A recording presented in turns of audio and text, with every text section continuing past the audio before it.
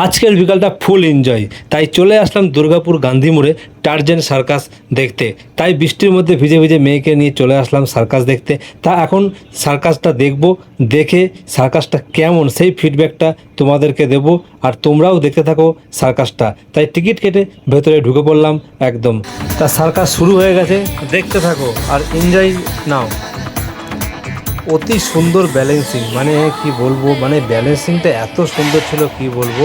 এইদিকে ইনি খালি জল খেয়েই যাবে তার মুখ দিয়ে বার করে দেবে।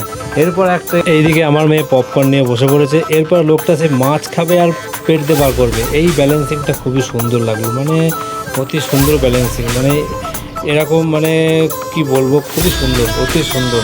তা বন্ধুরা, তোমাদের এই সার্কাসটা কেমন লাগলো অবশ্যই কমেন্টের মাধ্যমে জানাবে। কেননা 2 ঘন্টার শো ছিল, সেখান থেকে আমি ছোট ছোট ক্লিপ তোমাদের সামনে তুলে ধরেছি, মেন জিনিসগুলো। তা কেমন লাগলো অবশ্যই কমেন্টের মাধ্যমে জানাবে। আর আমি তো এদিকে মনে করেছিলাম যে এটা সত্যিকারেরই, তারপর দেখলাম যে না, ভেতরে মানুষ ঢুকে আছে। আমার মেয়ে তো সত্যিকারে ভেবে নিয়েছিল।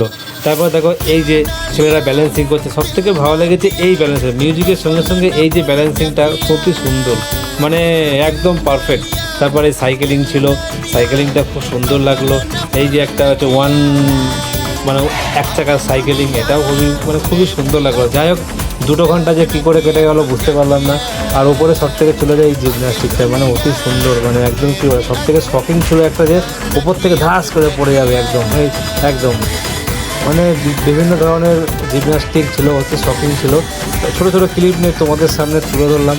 তো কেমন লাগছে ভিডিওগুলো অবশ্যই কমেন্টের মাধ্যমে জানাবে। তা বন্ধুরা, তোমাদের সার্কাসটা কেমন লাগলো? আমার তো ফিডব্যাক দারুণ লেগেছে।